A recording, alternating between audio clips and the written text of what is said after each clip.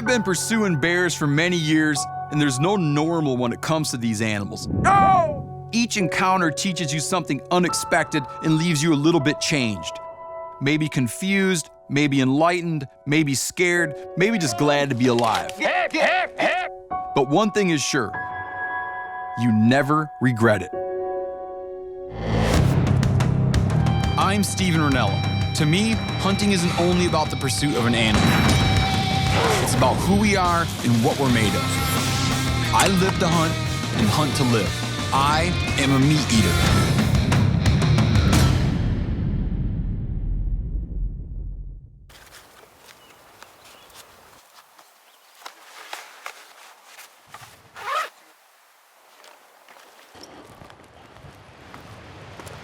This is southwest Montana, known as part of the Greater Yellowstone Ecosystem, or GYE for short. It's some of the most unspoiled ground in the lower 48, and it gives us some of the rawest, harshest hunting lands found anywhere. This is black bear country, but also bighorn country, mountain goat country, moose country, elk country, lion country, wolverine country, and especially grizzly country.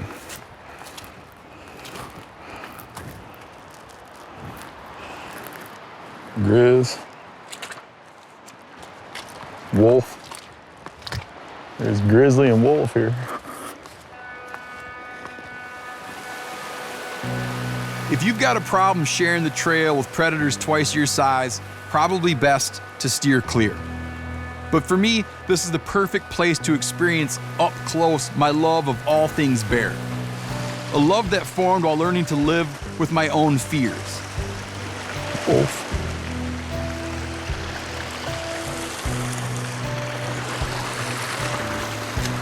I've been coming into these mountains on and off for the past 20 years, and this place has shaped me as much or more as any other landscape I've encountered. This trip, I'm looking for black bear. Grizzly sign. That's wrong kind of bear.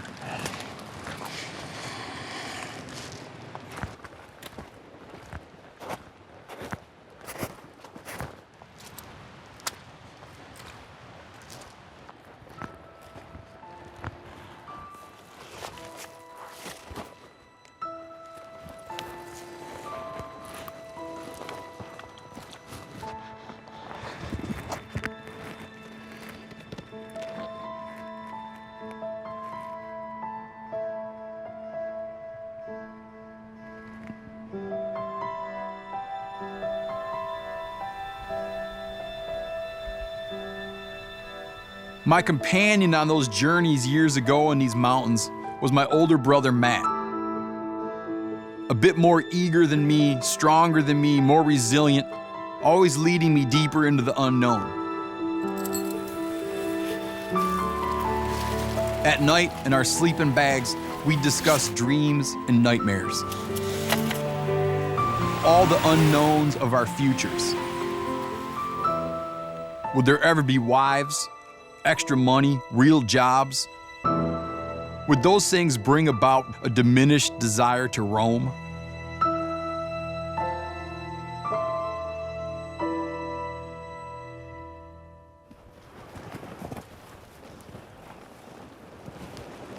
Not long after I moved to Montana, my brother moved out here as well. Back then, we were very restless and kind of wild and reckless and full of what I now recognize as a kind of a melancholic joy. And we spent an enormous amount of time up here. I've had so many first things and weirdest things, and some of the worst things to happen to me out in the woods happened in this chunk of ground. The first grizzly I ever saw was back that way. The first kind of like scary encounter I had with a grizzly was right down that way. The first elk I ever missed with my bow was right over there. It came into a call stomping its foot and barking scared the hell out of me. Just a lot of adventures back then. And when I come up here, it gets like almost emotional to remember how fun and at times how just utterly miserable it was. We play a game with our kids at the end of the day called Best, Worst, and Weirdest. Best thing that happened to you, worst thing that happened to you, weirdest thing that happened to you that day. And I think of this area as like the capital of best, worst, and weirdest.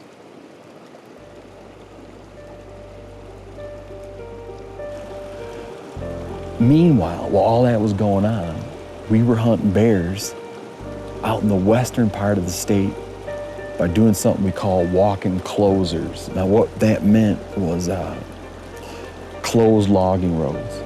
They'd stabilize the embankments with a type of grass called smooth brome grass. And bears love that stuff.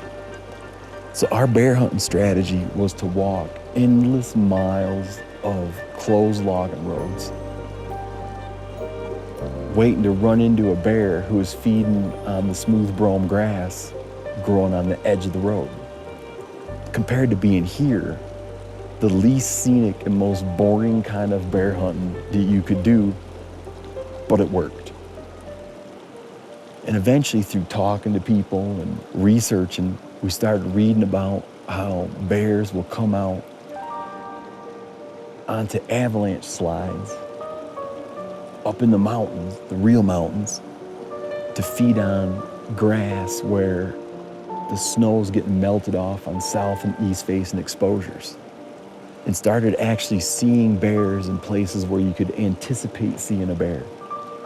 And it went from becoming something that I almost kind of dreaded because of how just like monotonous it was, to being something that was really adventurous and fun, was to, spot and stalk, bear hunt, and this kind of stuff.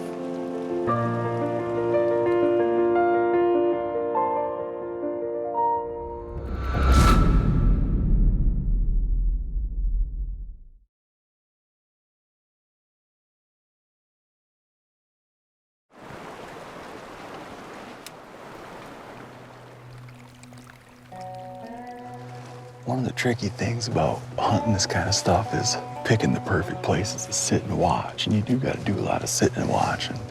There's a couple things to consider. This is grizzly country, okay? So you got black bears and grizzlies. More black bears than grizzlies, but you tend to see so much more grizzly sign because the grizzlies travel these trails down to the bottom. The black bears, and I don't fully understand this, the black bears tend to stick to the slopes. In addition to that, I feel like I see more of them the top half, so from there up. So when I'm picking a spot, I want to be able to see all the way up to the top. So anything traveling, because they just zigzag around looking for good food, anything traveling is going to eventually cross these openings, and I'll be able to get a sense of where it is.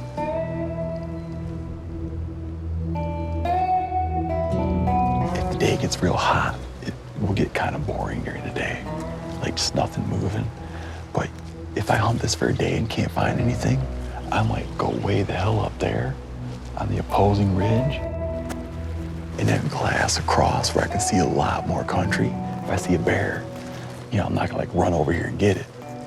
I'll have to come down here and find it all over again. But it might be helpful.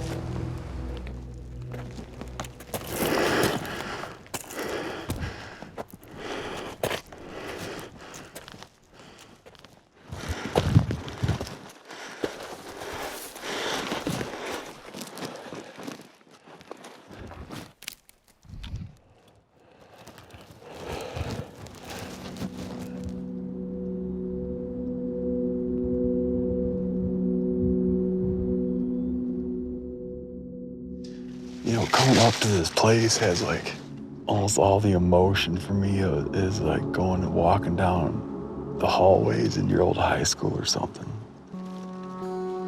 There's so many things.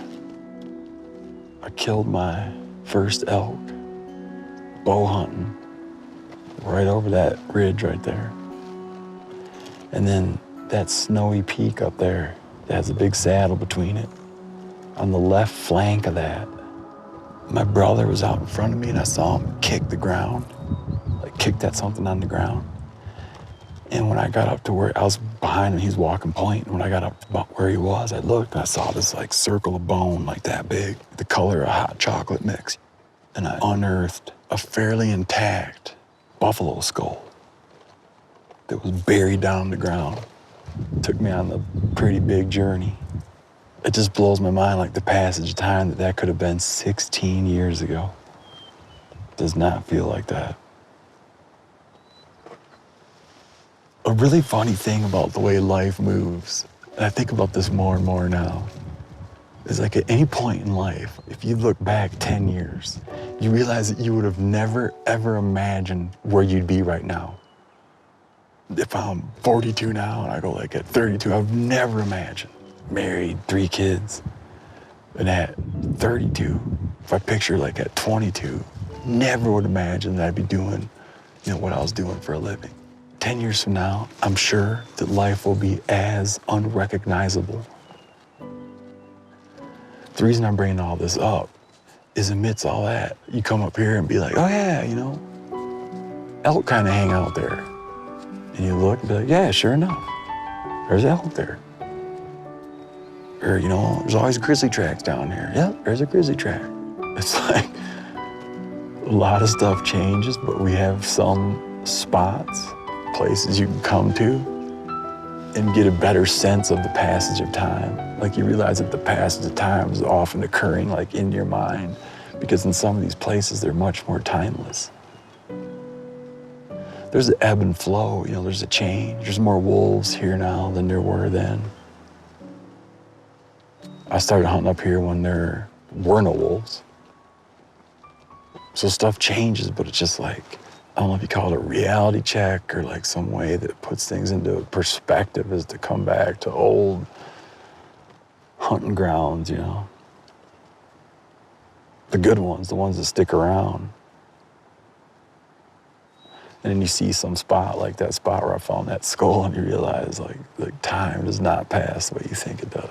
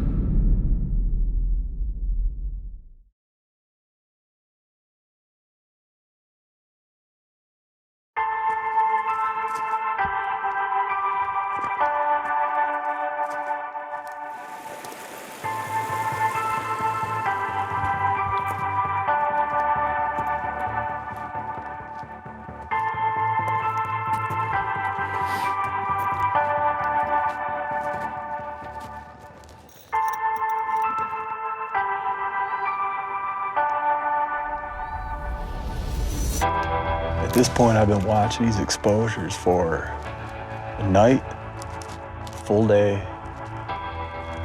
a morning, and not a bear to be found. So I'm gonna very reluctantly move, and that means moving into untested grounds. Like, I've found bears here before, killed bears here before. But I'm gonna go check some stuff out that I've always been wondering about, which involves hiking out of here and hiking up into a new spot.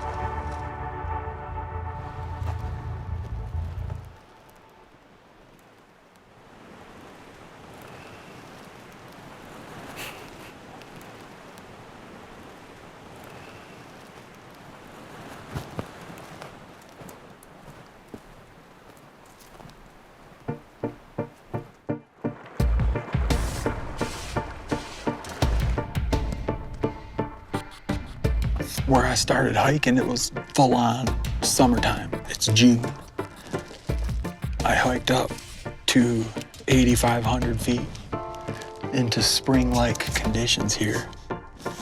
And here is a black bear track. Kind of like a typical Montana black bear, not a big bear, but very fresh black bear track, which I'm very happy to see.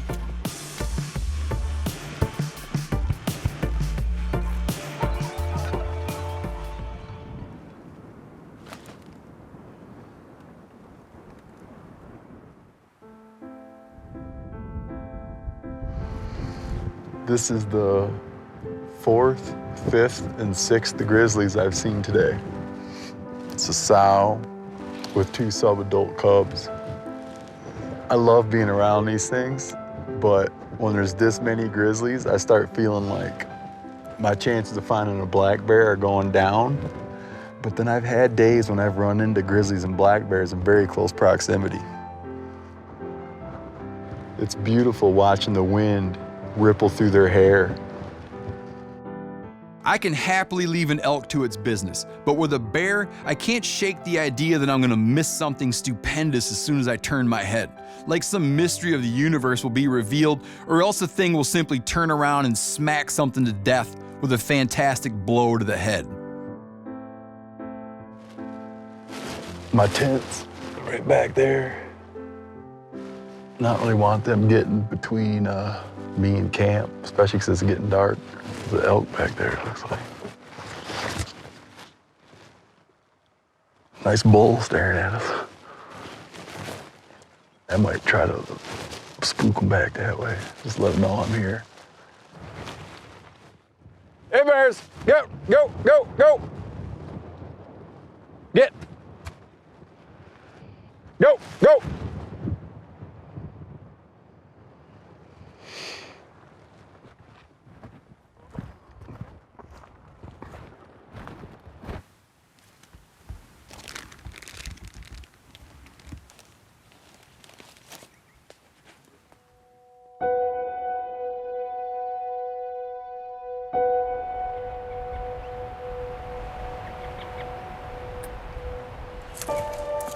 I'm now up to 7 grizzlies, 0 black bears, and I'm hiking into my final spot I want to check out.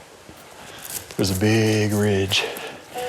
It's a southerly exposure full of big avalanche chutes. It just takes one, a big one, but one.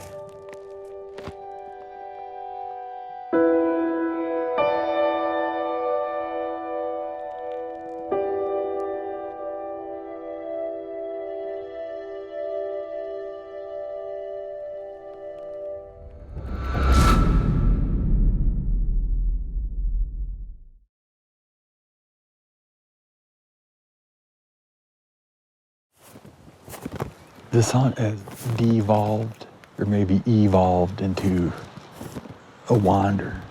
I'm in the area now I've never been. My bro's been back here, my brother's been back here.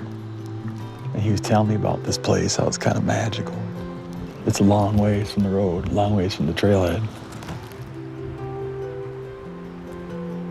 History teaches us that warfare and starvation are the drivers of human migration. But you can't rule out the role of curiosity. Those early hunters moved southward from Alaska so quickly through unspoiled and food-rich environments with little or no human presence. They had to have been wondering, what's over the next hill? Just by sheer size, you can tell that this marker here is a grizzly. And a lot of times on these marker trees, you'll find hair. This has dark, dark, dark, going to silver. These grizzlies around here, people used to call them, silver tips.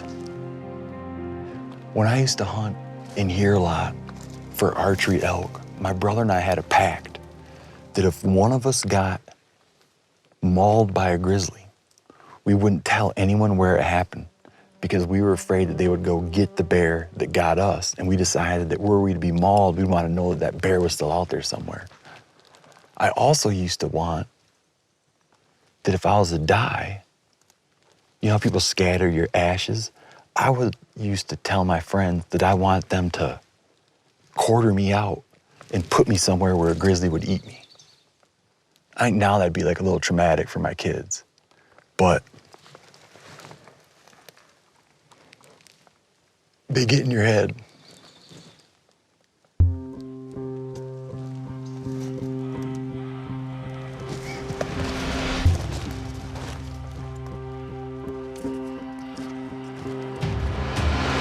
There's this theory you hear quite often about how hunters go through a natural evolution. that leads them through a series of stages from youthful bloodlust onto gentle conservationist.